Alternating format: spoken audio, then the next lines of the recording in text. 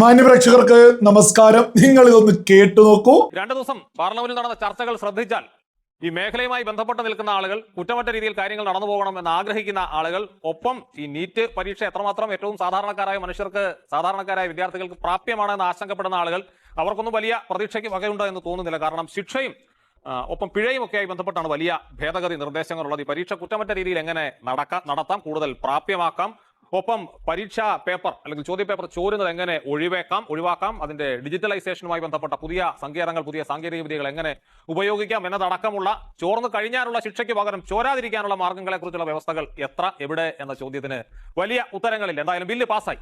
നിങ്ങൾ കേട്ടില്ലേ? അബ്ജോദ് ഏഷ്യാനെറ്റ് ന്യൂസിലെ അവതാരകരാണ്. നമ്മുടെ കേരളത്തിലെ പ്രമുഖ മാധ്യമങ്ങൾ കോൺഗ്രസിന് വേണ്ടിയാണ് പണിയെടുക്കുന്നത് എന്നതിന്റെ ലേറ്റസ്റ്റ് ഉദാഹരണമാണ് നിങ്ങൾ കേട്ടിട്ടുള്ളത്. ഇതൊക്കെ അദ്ദേഹത്തിന്റെ ജനാധിപത്യ അവകാശമാണ്, ആർക്ക് വേണ്ടി വാദിക്കണ്ട എന്നുള്ളതൊക്കെ തന്നെ. എന്നാലും എന്തിനാണ് ഇങ്ങനെ ഒരു പ്രമുഖ ചാനലിൽ ഇരുന്നുകൊണ്ട് ഇതുപോലെ വിളിച്ചു പറയുന്നത്? ഇന്ന് പാർലമെന്റിലും ബില്ല് പാസ്സായി. ആ ബില്ല് പാസ്സായിട്ട് പോലും അതിന് കൈയടിക്കാൻ മടിച്ചിട്ട് അബ്ജോദ് വിളിച്ചു പറയാണ്, എങ്ങനെ ചോദ്യപേപ്പർ തടയുമെന്നുള്ളത് പറഞ്ഞിട്ടില്ല, എങ്ങനെ അത് ഡിജിറ്റലൈസേഷൻ അതുമായി ബന്ധപ്പെട്ട് കുറ്റമറ്റതാക്കുമെന്ന് പറഞ്ഞിട്ടില്ല. ഇതൊക്കെ ആരാണ് അബ്ജോദെ പറയേണ്ടത്? ആരാണ് പറയേണ്ടത്? രാജ്യത്തിന്റെ പ്രധാനമന്ത്രി അല്ലേ? ഇതിന് കൃത്യമായ മറുപടി രാജ്യത്തിന്റെ പ്രധാനമന്ത്രി നൽകിയിട്ടില്ലേ? രാജ്യത്തിന്റെ പ്രധാനമന്ത്രി കഴിഞ്ഞ ദിവസം വിളിച്ചു പറഞ്ഞത് നിങ്ങൾ കേട്ടിട്ടില്ല? ഞാനത് പച്ച മലയാളത്തിലൊന്ന് വായിച്ചു കേൾപ്പിക്കാം. പറഞ്ഞല്ലോ, എങ്ങനെയാണ് ചോദ്യപേപ്പർ തടയുക, ഈ ചോരുന്നത് തടയുക, എങ്ങനെ ഡിജിറ്റൽ കുറ്റമറ്റതാക്കുമെന്നൊക്കെയല്ലേ കൃത്യമായ ഉത്തരം മോദി പറഞ്ഞത്. വായിച്ചു കേൾപ്പിക്കാം. കൂട്ടുകാരെ, വിദ്യാർത്ഥികളുടെ നല്ല ഭാവിക്ക് വേണ്ടി ഭാരത സർക്കാർ തുടർച്ചയായി അനേകം നടപടികൾ എടുക്കുന്നുണ്ട്. വിദ്യാർത്ഥികളുടെ ഭാവിയുമായി കളിച്ചവർ ആരാണോ അവർ ജയിലിൽ കിടന്ന് അനുഭവിക്കുന്നുണ്ട്. നമ്മൾ ഫാസ്റ്റ് ട്രാക്ക് കോടതി പ്രാവർത്തികമാക്കി കഴിഞ്ഞു. ഇന്നലെ പാർലമെന്റിൽ കഠിനമായ ശിക്ഷ നടപ്പാക്കുന്നതിനൊപ്പം പുതിയ നിയമങ്ങൾ കൊണ്ട് വരുന്നതിനുള്ള നടപടികൾ തുടങ്ങിക്കഴിഞ്ഞു. പക്ഷെ നമ്മൾ ഭാവിയെ പറ്റി ആലോചിക്കേണ്ടതുണ്ട്. നമ്മുടെ പരീക്ഷാ പദ്ധതികൾ വിശ്വാസയോഗ്യമായിരിക്കണം, നമ്മുടെ പരീക്ഷാ പദ്ധതികൾ സുതാര്യമായിരിക്കണം, നമ്മുടെ പരീക്ഷാ പദ്ധതികളിൽ ടെക്നോളജി വളരെ നന്നായി ഉപയോഗിക്കണം. ഇതിനെല്ലാം ഉൾക്കൊണ്ടുകൊണ്ട് ലോക പ്രശസ്തനായ ടെക്നോളജി എക്സ്പെർട്ട് ശ്രീമാൻ നന്ദൻ നീലേക്കനിയുടെ നേതൃത്വത്തിൽ ഒരു ഹൈ പവർ ടാസ്ക് ഫോഴ്സ് ഉണ്ടാക്കാനുള്ള തീരുമാനം എടുത്തു കഴിഞ്ഞു. ലോക പ്രശസ്തരായിട്ടുള്ള ടെക്നോളജി വിദഗ്ധരെ ഉൾപ്പെടുത്തിക്കൊണ്ട് ഒരു സംവിധാനം രാജ്യത്ത് ഉണ്ടാക്കി കഴിഞ്ഞു. അതിനെക്കുറിച്ച് അബ്ജോദിന് അറിയാഞ്ഞിട്ടാണ് എന്ന് നിങ്ങൾക്ക് ആർക്കെങ്കിലും തോന്നുന്നുണ്ടോ? ടെക്നോളജിയുമായി ബന്ധപ്പെട്ട്, ഡിജിറ്റലൈസേഷനുമായി ബന്ധപ്പെട്ട് ലോകത്തിലെ തന്നെ ഏറ്റവും പ്രഗത്ഭരെ കൊണ്ട് ഒരു ടാസ്ക് ഫോഴ്സ്, അതായത് ഹൈ പവർ ടാസ്ക് ഫോഴ്സ് ഉണ്ടാക്കി കഴിഞ്ഞു. ഇതൊക്കെ രാജ്യത്തിന്റെ പ്രധാനമന്ത്രി പ്രഖ്യാപിച്ചതല്ലേ? ഇൻസ്റ്റാഗ്രാം വീഡിയോയിൽ കൃത്യമായിട്ട് പറയുന്നുണ്ടല്ലോ. അതായത് വ്യക്തമായിട്ട് എടുത്തു പറയുന്നുണ്ട്, ഈ കമ്മിറ്റി പരീക്ഷാ പരിഷ്കരണത്തിലായിരിക്കും ശ്രദ്ധിക്കുന്നത്.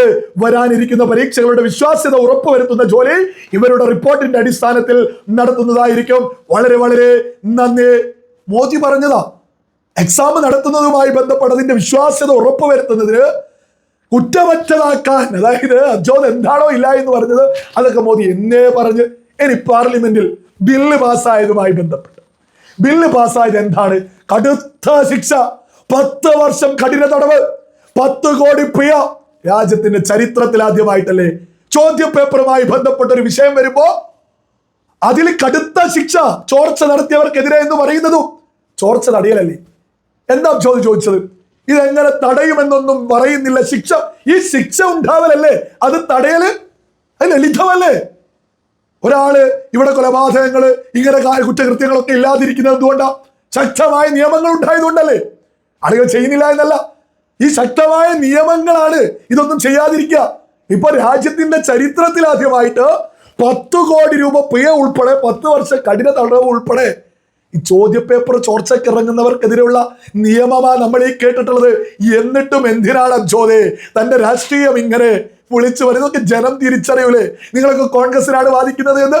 എന്നാൽ മാതൃഭൂമി കൃത്യമായിട്ട് വാർത്ത കൊടുത്തിട്ടുണ്ട്. മാതൃഭൂമി കൊടുത്തിട്ടുള്ളത്, പരീക്ഷാ ചോദ്യപേപ്പർ ചോർച്ച തടയുന്നതിനുള്ള ബില്ല് ലോക്സഭയിൽ പാസ്സായി. ഞാൻ ആ വാർത്ത എടുക്കാനുള്ള ഒരു കാരണം എന്ന് പറയുന്നത് മറ്റൊന്നുമല്ല, ഇതിൽ കൃത്യമായിട്ട് മറ്റൊരു വാർത്തയും കൂടി അവർ ആഡ് ചെയ്തിട്ടുണ്ട്. അതായത് പ്രതിപക്ഷത്തിന്റെ ഇത് വോട്ടിനിട്ട് തള്ളിക്കളഞ്ഞു എന്ന്, അതായത് പ്രതിപക്ഷത്തിന്റെ ആവശ്യങ്ങളൊക്കെ വോട്ടിനിട്ട് തള്ളിക്കളഞ്ഞു എന്ന് മാതൃഭൂമിയിൽ വാർത്തയുണ്ട്. അത് ഇത്തരത്തിലാണ്: പൊതുപരീക്ഷകളിലെ ക്രമക്കേടുകളും ചോദ്യക്കടലാസ് ചോർച്ചയും തടയുന്നതിനുള്ള ശിക്ഷയും കർശനമാക്കുന്ന ബില്ല് ലോക്സഭയിൽ പാസ്സായി. മണിക്കൂറുകൾ നീണ്ട ചർച്ചയ്ക്കൊടുവിൽ ശബ്ദ വോട്ടോടെയാണ് ബില്ല് പാസ്സാക്കിയത്. പ്രതിപക്ഷം നിർദ്ദേശിച്ച ഭേദഗതികൾ സർക്കാർ വോട്ടിനിട്ട് തള്ളി. പ്രതിപക്ഷം എന്തൊക്കെ, ഇത് സത്യസന്ധമായ വാർത്തയാണ് കേട്ടോ മാതൃഭൂമി കൊടുത്തിട്ടുള്ളത്. ഞാൻ അതിൽ പ്രതിപക്ഷത്തിൻ്റെത് എന്തുകൊണ്ട് തള്ളി എന്നാണ് വിശദീകരിക്കുന്നത്. എന്താണ് പ്രിയങ്കാ ഗാന്ധി സഭയിൽ വിളിച്ചു പറഞ്ഞത്? പ്രിയങ്കാ ഗാന്ധി ഭരണപക്ഷത്തെ ഗോമൂത്രം എന്നൊക്കെ പറഞ്ഞല്ലേ കളിയാക്കുന്നത്, അവഹേളിക്കുന്നത്. പ്രധാനപ്പെട്ട ഒരു കമ്മിറ്റി, ഒരു ടാസ്ക് ഫോഴ്സ് വരുന്നു, ക്വസ്റ്റ്യൻ പേപ്പറുമായി ബന്ധപ്പെട്ട ഒരു സമിതി രൂപീകരിച്ചു എന്ന് പറയുമ്പോൾ അതിനുള്ള വ്യക്തിയെ ഗോമൂത്രം എന്നൊക്കെ പറയുന്നത് യഥാർത്ഥത്തിൽ ഭരണപക്ഷത്തെ മാത്രമാണോ? ഈ രാജ്യത്തെ പ്രധാനപ്പെട്ട മതത്തെ കൂടിയല്ലേ അവഹേളിക്കുന്നത്? ലളിതമായ ചോദ്യ. അത് വോട്ടിനിട്ട് തള്ളണ്ടേ? രാജ്യത്തെ പുതുതലമുറയെ പിന്നെ ഈ ഗോമൂത്രം എന്ന് മറ്റുള്ളവരെ അധിക്ഷേപിക്കണമെന്നാണോ പഠിപ്പിക്കേണ്ടത്? ഇനി രാഹുൽ ഗാന്ധി എന്താ പറയുന്നത്? ഇഡിയറ്റ് എന്ന് ഭരണപക്ഷത്തെ വിളിച്ചത്. ഇതൊക്കെ ഏത് സമയത്താ ആളുകൾ വിളിക്കുക? സമനില തെറ്റുമല്ലേ? നമ്മുടെ കമന്റ് ബോക്സിൽ തീർച്ചയായിട്ടും കൃത്യമായിട്ട് നമ്മോട് രാഷ്ട്രീയ വിയോജിപ്പ് രേഖപ്പെടുത്തുന്ന ഒരുപാട് ആളുകളുണ്ട്. കൃത്യമായിട്ട് രാഷ്ട്രീയപരമായിട്ട് മാത്രം മറുപടി പറഞ്ഞ് മുന്നോട്ട് പോകുന്ന ആളുകൾ. പക്ഷേ എന്നെയും എൻ്റെ വീട്ടുകാരെ ഉൾപ്പെടെ തെറി വിളിക്കുന്ന ആളുകളുണ്ട്. അവർക്ക് സമനില തെറ്റി അവരവരുടെ വീട്ടുകാരെ അല്ലേ യഥാർത്ഥത്തിൽ വിളിക്കുന്നത് എന്നല്ലേ വിവേകമുള്ള മലയാളികൾ തിരിച്ചറിയാം. നമ്മളിവിടെ കൃത്യമായി പൊളിറ്റിക്സ് മാത്രം, നമ്മൾ മതം പോലും ചർച്ച ചെയ്യാറില്ല. നമ്മൾ പൊളിറ്റിക്സ് മാത്രമേ ചർച്ച ചെയ്യാറുള്ളൂ. ഞാനൊരു വിശ്വാസിയായിട്ട് പോകുന്ന ആളാണെന്നൊക്കെ 1000 തവണ വിളിച്ചു പറഞ്ഞിട്ടോ ഇവരെ എന്തൊക്കെയോ തോന്നുന്നതാണ് ഇവിടെ തെറി വിളിക്കുന്നത്. അവർക്ക് സമനില തെറ്റിയിട്ടുണ്ട്. നമ്മൾ കൃത്യമായിട്ട് പൊളിറ്റിക്കലി കാര്യങ്ങൾ പറയുന്നത് ഉൾക്കൊള്ളാൻ പോലും പറ്റാഞ്ഞിട്ട് നമ്മൾ പറയുന്ന സത്യം കേട്ടിട്ട് സമനില തെറ്റിയിട്ടാണ് നമ്മുടെ കമന്റ് ബോക്സിൽ ആളുകൾ തെറി വിളിക്കുന്നത്. അതേ രീതി തന്നെയല്ലേ സമനില തെറ്റിയിട്ടല്ലേ രാഹുൽ ഗാന്ധിയും പ്രിയങ്കാ ഗാന്ധിയും ഒക്കെ സഭയിൽ നിന്ന് ഭരണപക്ഷത്തെ ഗോമൂത്രമെന്നും അതേപോലെ തന്നെ ഇഡിയറ്റ് എന്നൊക്കെ പരാമർശിക്കുന്നത്? എങ്ങനെ സമനില തെറ്റാതിരിക്കും? നിങ്ങളൊക്കെ തന്നെ ഒന്ന് ചിന്തിച്ചു നോക്കി. ജനിച്ച കാലം മുതൽ രാഹുൽ ഗാന്ധിയോട് പറഞ്ഞു കൊടുത്തത് എന്താ? നാളെ പ്രധാനമന്ത്രിയാവേണ്ടത്, നാളെ പ്രധാനമന്ത്രി രാജ്യത്തിന്റെ. ഇതാണ് ജനിച്ചത് മുതൽ രാഹുൽ ഗാന്ധി കേൾക്കുന്നത്. ഇതൊക്കെ കൂടി ഇപ്പൊ ലേറ്റസ്റ്റ് ആയിട്ട് കോക്രോച്ച് ജനതാ പാർട്ടി രംഗത്തെത്തി. ഒരു മന്ത്രി രാജിവെച്ച് വീണ്ടും പ്രതീക്ഷകൾ ഇങ്ങനെ അലതല്ലി വരികയല്ലേ. രാജ്യം മൊത്തം ഇനി ഞങ്ങൾക്കൊപ്പം, ഞങ്ങളാണ് ഇനി ഭരിക്കുക എന്നുള്ളൊക്കെ പ്രതീക്ഷയിൽ ഇങ്ങോട്ട് നിൽക്കുമ്പോ ദിവസങ്ങൾക്ക് ശേഷമാണ് രാഹുൽ ഗാന്ധിക്കും പ്രിയങ്കാ ഗാന്ധിക്കും കാര്യം തിരിച്ചറിയുന്നത്. ഈ രാജിവെപ്പിച്ചത് പോലും നരേന്ദ്രമോദിയുടെ ചടുലമായ ഒരു നീക്കമാണ്. കോക്രോച്ച് ജനതാ പാർട്ടിയും കേന്ദ്ര സർക്കാരും തമ്മിലുള്ള കരാറിൽ കോൺഗ്രസിന് റോള് പോലില്ല. ഇപ്പൊ ബില്ല് പോലും ലേറ്റസ്റ്റ് ആയിട്ട് പാസ്സാക്കി. ആർക്ക് വേണ്ടി? രാജ്യത്തെ പുതുതലമുറയ്ക്ക് വേണ്ടി. കോക്രോച്ച് ജനതാ പാർട്ടി എന്താണ് ആവശ്യപ്പെട്ടത്? അതിനേക്കാൾ ഒരു പടി അപ്പുറം നിന്ന് 10 കോടി പിഴ, 10 വർഷം കഠിന തടവ്. ഈ എക്സാം ചോദ്യ പേപ്പറുമായി ബന്ധപ്പെട്ട് ആരെന്തെങ്കിലും എന്തെങ്കിലും അനധികൃതമായിട്ട് ചെയ്താൽ അവരെ വെറുതെ വിടില്ല എന്ന് രാജ്യത്തെ പുതുതലമുറയോട് മോദി തന്നെ നേരിട്ട് രംഗത്തിറങ്ങി പറയുന്നു. പുതുതലമുറയെ ചേർത്ത് പിടിക്കുന്നു. കോക്രോച്ച് ജനതാ പാർട്ടിക്കാരെ പോലും ചേർത്ത് പിടിച്ചിട്ട് അവരുടെ ആവശ്യങ്ങൾ അംഗീകരിച്ചു കൊടുക്കുന്നു. യഥാർത്ഥത്തിൽ രാഹുൽ ഗാന്ധിക്കും പ്രിയങ്കാ ഗാന്ധിക്കും ഒന്നും റോള് പോലും ഇല്ലാതെ, രാജ്യത്തെ പ്രതിപക്ഷത്തിന് ഒരു റോളും ഇല്ലാതെ, പിന്നെ സമനില തെറ്റി ഗോമൂത്രന്നും ഇഡിയറ്റ് എന്നൊക്കെ വിളിച്ച് പറയും. ഇതൊക്കെ ഒരു നിലവാരമില്ലായ്മയാണ് രാജ്യത്തെ പ്രതിപക്ഷത്തിന്. ഇതൊന്നും ഭരണപക്ഷത്തിന് തിരിച്ചുണ്ടാവാറില്ല എന്നുള്ളതും സകല ആളുകളും തിരിച്ചറിയണം. ഏതായാലും രാഹുൽ ഗാന്ധിയും പ്രിയങ്കാ ഗാന്ധിയും പ്രതിപക്ഷമൊക്കെ അടപടലം പെട്ടിരിക്കുന്നു. രാജ്യത്തെ പുതുതലമുറയ്ക്ക് വേണ്ടിയിട്ട് ബില്ല് പാസ്സാക്കുമ്പോൾ പോലും പ്രതിപക്ഷം എതിർത്തതാ.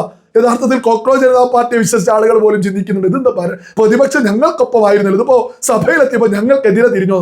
യഥാർത്ഥത്തിൽ നരേന്ദ്രമോദി സർക്കാരാണ് പുതുതലമുറക്കൊപ്പം എന്ന് വിവേകമുള്ള രാജ്യത്തെ സകല ജനതയും തിരിച്ചറിഞ്ഞു.